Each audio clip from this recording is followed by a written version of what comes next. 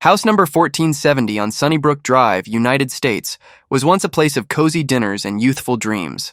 But on a quiet summer night in 2018, it suddenly turned into the scene of a devastating tragedy. Before we get to that tragic night, it's important to understand who Stephen Freeman was, the man who once called that house home. Born on January 1st, 1995 in Thomasville County, Georgia, Stephen's early years were shaped by financial hardship. Just a few years later, his family relocated to Griffin City in search of better opportunities. There, Stephen grew up in a warm and loving environment. In that very household, his parents were deeply committed to giving Stephen and his older brother the best foundation possible. Every effort was made to ensure the boys had not just what they needed materially, but also emotionally and spiritually. The results of that upbringing quickly became clear in Stephen's personality. His childhood was filled with happiness, and people naturally gravitated toward him. He was cheerful, optimistic, and always smiling. No matter the situation, Stephen could find a reason to be hopeful. Behind his joyful demeanor was a rich inner world nurtured by family love, especially the bond he shared with his mother. When she made the decision to return to school and pursue higher education, Stephen was incredibly proud. Her determination inspired him deeply. On the day she received her diploma, Stephen wrote her a heartfelt letter expressing how proud he was, thanking her for everything she had done for him and his brother. Not long after, another meaningful relationship began to take shape in Stephen's life. While in high school, he met Mary Catherine Higdon, a classmate 1 year his senior. They quickly grew close, bonding over shared interests and a love for the outdoors. Mary Catherine enjoyed camping, and she often joined Stephen and his tight-knit group of friends on overnight trips into the woods. Her connection with the group wasn't just because of shared hobbies. Her bold personality and openness played a big part. She wasn't intimidated by rough terrain or firearms, and her comfort in those settings made her stand out. Stephen's friends took to her quickly, recognizing how her presence brought out a happier version of him. Before long, she became a regular fixture at every group gathering, but their connection wasn't limited to weekend trips. The closeness between Stephen and Mary Catherine was also rooted in similar upbringings. Mary Catherine came from a loving home and was known for singing and dancing during family gatherings from a young age. Energetic, creative, and with a deep affection for both nature and animals, she made a strong impression, especially on Stephen. As they entered adulthood, the couple began building a life together beyond the comfort of their families. After graduating high school, Stephen and Mary Catherine moved in together. Stephen worked for a roofing repair company, while Mary Catherine became a teaching assistant at a local preschool. Over time, their relationship matured just as they did. By 2018, Stephen was 23 and Mary Catherine was 24. They had been together for 7 years, long enough to experience the full range of emotions that come with a long-term relationship. Like many couples, they sometimes faced disagreements. At times, arguments escalated into serious conflicts, even leading to a brief breakup. But even during the moments they were apart, they always found their way back to each other, as if nothing had ever broken. After every rough patch, their desire to stay together became even stronger. Their bond gradually gained full acceptance from both families. Mary Catherine often spent Sundays at Stephen's home, joining in on family dinners. That closeness extended to the deeper family connections. Stephen's mother was especially fond of Mary Catherine, treating her like a daughter. During the holidays, both families would come together as one. Of all the celebrations, Christmas was always the most special, held in the warmth of the house on Sunnybrook Drive. But not every holiday gathering brought peace. It was in that very familiar home that, on the night of August 1st, 2018, everything changed.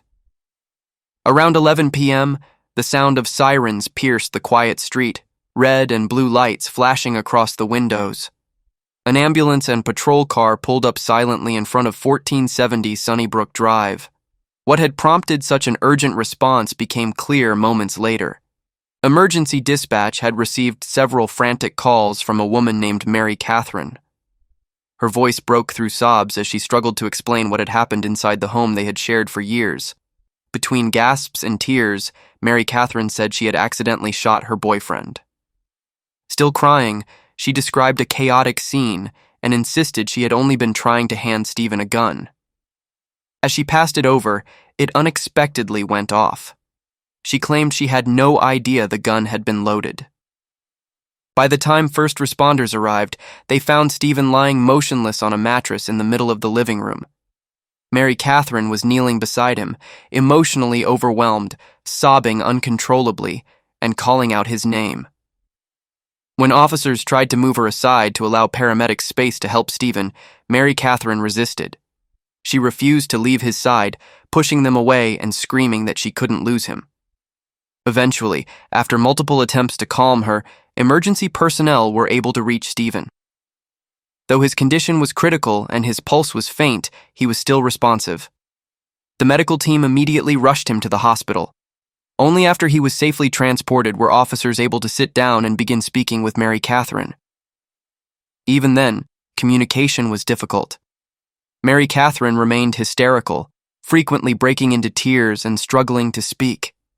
She could only repeat what she had already told dispatch, that the shooting was accidental and that she never meant for any of it to happen. According to her continued account, Mary Catherine insisted that she hadn't even pointed the gun at Stephen, but it went off unexpectedly.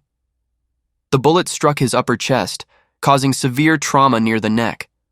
Although paramedics tried to stop the bleeding on site, the blood loss was too extensive. Stephen was pronounced dead at the hospital just before midnight. While Mary Catherine remained in a state of emotional shock, investigators at the scene began to notice inconsistencies in her story. Certain physical clues suggested that something else may have occurred before the gunshot. At the same time, the kitchen area painted a chaotic picture.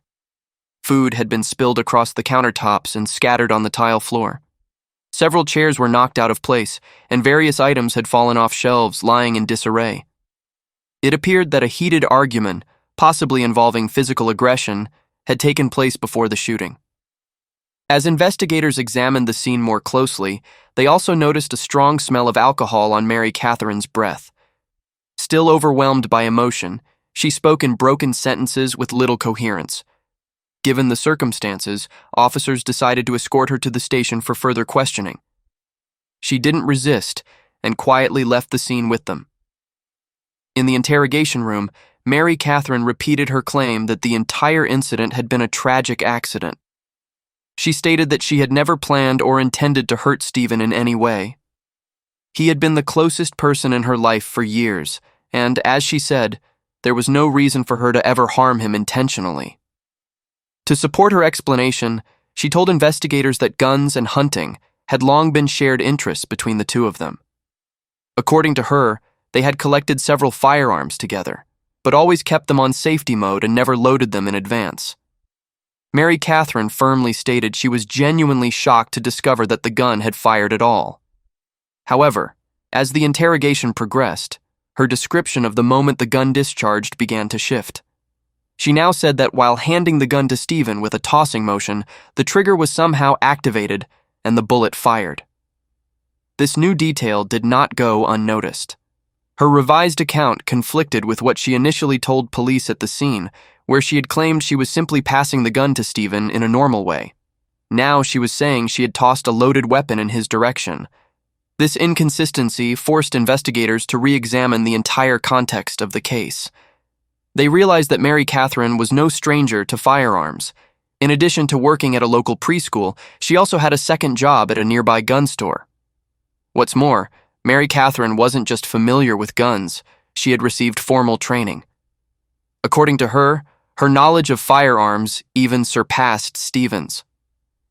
As an employee in a firearms retail environment, she was required to fully understand all safety regulations regarding the handling and storage of weapons. Because of this, investigators, many of whom had spent years being trained in firearm safety, found Mary Catherine's explanation increasingly difficult to accept. For someone who had undergone formal training and worked at a gun store, tossing a loaded firearm wasn't just reckless, it was knowingly endangering herself and the person across from her. To them, this wasn't a panicked reflex. It was a direct violation of fundamental safety protocols that every firearm user is expected to follow. Based on this assessment, the investigators decided to change tactics. One of them confronted Mary Catherine directly, stating clearly that they didn't believe her version of events. She was accused of being dishonest, and the inconsistencies were laid out one by one: the chaos in the kitchen, the smell of alcohol on her breath, and the conflicting statements she had given earlier. The pressure quickly took its toll.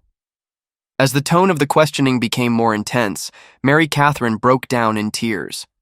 According to the investigators, it was in this emotional moment that she admitted she had pulled the trigger, out of anger. Ironically, just as she made this confession, a technical failure occurred in the interrogation room. While the video continued to record, the audio system malfunctioned. As a result, everything Mary Catherine saw, including her admission that she had fired the gun, was not captured on tape. Investigators were visibly frustrated, knowing that one of the most critical pieces of evidence would be inadmissible in court. Still, the investigation pressed forward. Mary Catherine was arrested and later formally charged with murder. Prosecutors believed there was enough evidence to proceed with the case. In addition to physical evidence and a clear motive, the prosecution focused heavily on the contradictions in her statements. From this, investigators argued that Mary Catherine was fully aware of what she was doing when she used the firearm. She had experience handling weapons at her workplace and often spoke knowledgeably about them. To them, her actions that night didn't reflect a momentary lapse in judgment, but rather a deliberate decision. Even the gun itself raised suspicion.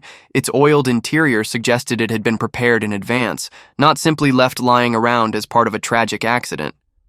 Further fueling their theory was the effort she had put into preparing dinner that evening. She had cooked grilled beef, Stephen's favorite dish, as a gesture of affection. But just minutes later, everything spiraled out of control. Food ended up scattered across the kitchen, a gunshot rang out, and Stephen Freeman was gone forever. As the investigation widened, a dedicated team reached out to close friends and family of the couple, those who might offer insight into their relationship.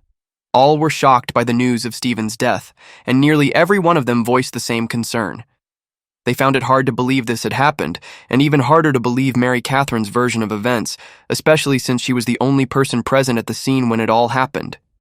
According to what Stephen's friends had personally heard from him, this wasn't the first time Mary Catherine had pointed a gun at her boyfriend.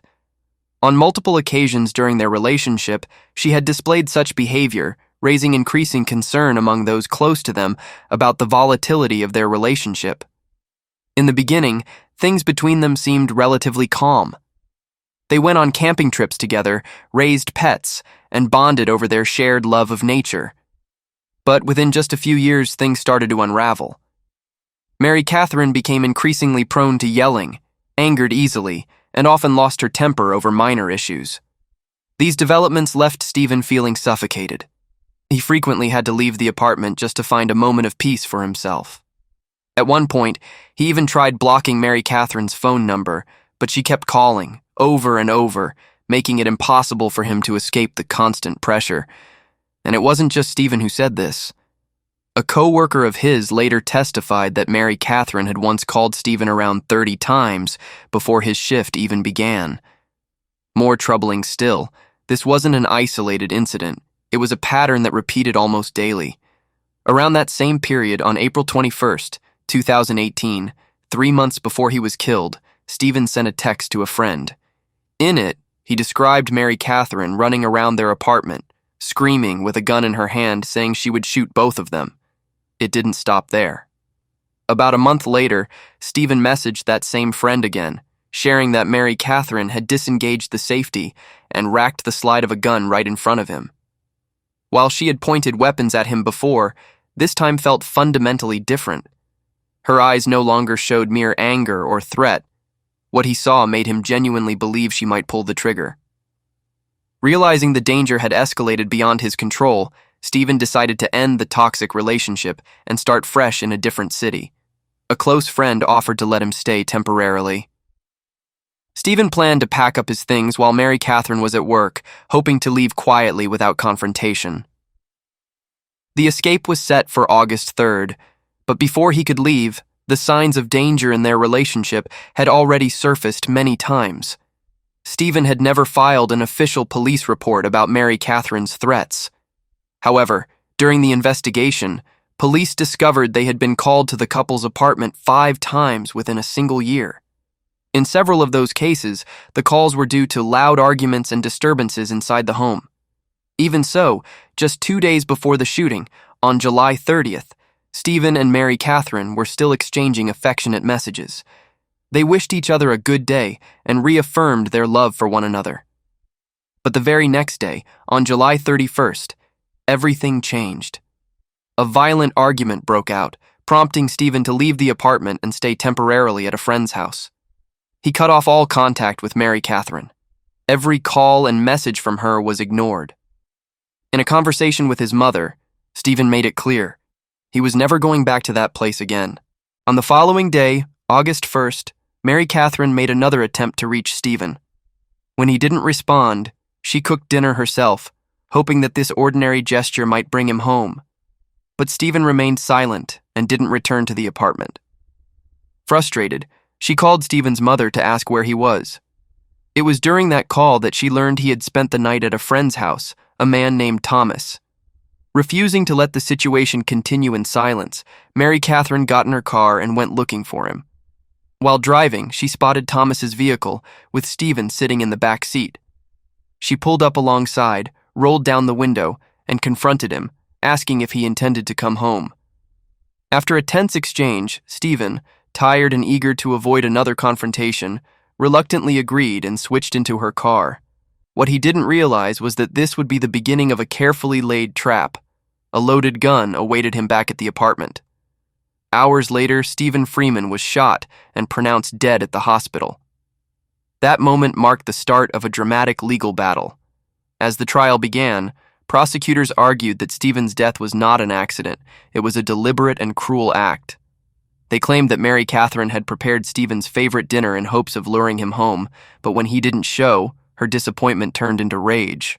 To support this claim, they presented physical evidence, grease stains on the gun and blood stains on the bedsheet. To strengthen the case, investigators performed a detailed crime scene analysis. Stains on the corner of the bed and surrounding area indicated that Stephen may have been sitting upright when shot, then collapsed backward onto the mattress. In court, friends, relatives, and co-workers took the stand one by one. Each emphasized the instability in Stephen and Mary Catherine's relationship. Their testimony painted a consistent picture of Mary Catherine as controlling, aggressive, and deeply concerning to those around them. Adding to the case, the lead prosecutor highlighted the fact that Mary Catherine had changed her statement 6 times during the investigation. Each version differed, some minor revisions, others complete shifts in narrative. These contradictions raised serious doubts among the jury about her credibility. However, when the courtroom doors opened for Mary Catherine's next session, the story took a different turn. This time, she no longer called it an accident. She claimed her actions were done in self-defense. Her legal team quickly backed this claim by introducing a completely new version of events. According to them, Stephen Freeman, the cheerful, well-liked man described by his friends, was a very different person behind closed doors. The defense argued that Mary Catherine had been living with a controlling, jealous, and potentially violent partner. They claimed he dictated how she dressed and behaved, monitored her spending, and expected her to report every aspect of her daily life. In addition to her prior testimony, Mary Catherine accused Stephen of once hitting the back of her head and, on another occasion, forcefully kicking her off the bed, causing her to hit her head on a door frame. To support these claims, her defense attorneys submitted 63 pages of angry, vulgar, and threatening messages that Stephen had allegedly sent to her a year earlier. These texts were recovered from one of Mary Catherine's old phones and dated back to a brief breakup. Because of this, Mary Catherine chose to take the stand in her own defense. Through tears, she described her life with Stephen as a constant cycle of fear, stress, and exhaustion, a living hell, in her words. She claimed that every morning she had to lay out his clothes and shoes in the exact arrangement he preferred. She also testified that the bathroom had to be cleaned and prepared before Stephen would use it. Mary Catherine told the court that Stephen frequently accused her of cheating, and those accusations would often escalate into volatile arguments that spiraled out of control. To reinforce this narrative, her legal team presented several text messages allegedly sent by Stephen. In one message, he threatened to come home and make her pay if she dared to bring up his personal lifestyle again. Another message warned that he would return that night because he missed her, and when he did, he would take her to what he called the Red Room. Mary Catherine explained that the Red Room was not an actual location, but rather a phrase Stephen used to describe nights when he allegedly tied her up and beat her in various rooms of the house. Sobbing, she claimed that Stephen forced her into sex twice, even after she clearly said no, yet he continued regardless of her refusal. One of those instances, according to her, happened shortly after they returned from a trip to Disneyland.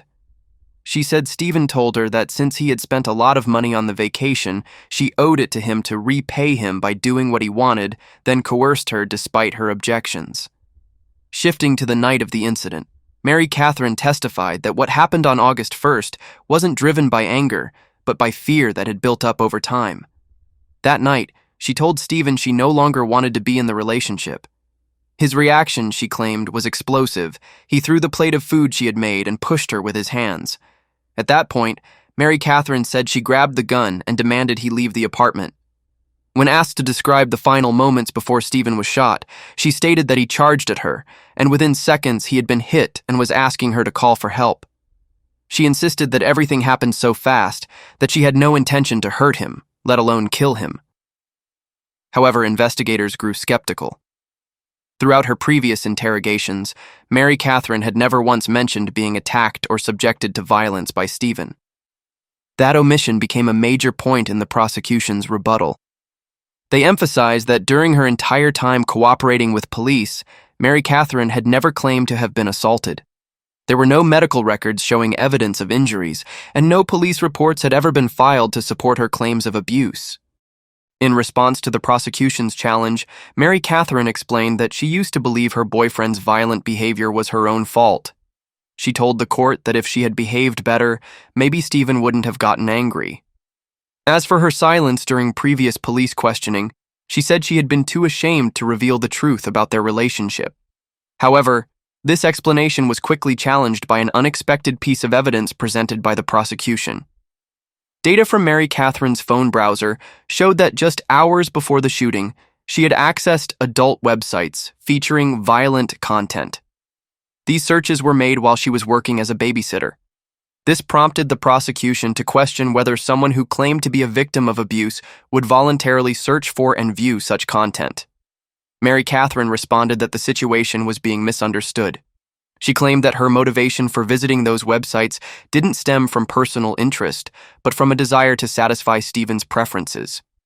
To support their argument that Mary Catherine had been abused, the defense shifted focus to highlight patterns consistent with someone living in a violent environment. One expert witness testified that her behavior matched symptoms associated with battered woman syndrome. However, prosecutors pushed back, arguing that Mary Catherine exhibited no clear psychological signs of trauma. Despite these claims, prosecutors remained skeptical of Mary Catherine's behavior on the day of the shooting. While the defense admitted she had expressed a desire to end the relationship, they also pointed out that she repeatedly attempted to contact Stephen that day. She cooked his favorite meal, and when he didn't return, drove to a friend's apartment to persuade him to come home. According to the defense, those were actions of reconciliation, not confrontation. One of the most pivotal pieces of evidence, the video of Mary Catherine's police interrogation, ultimately couldn't be used in court because the audio was completely missing. Although she was believed to have made a confession during the recording, the exact content couldn't be verified.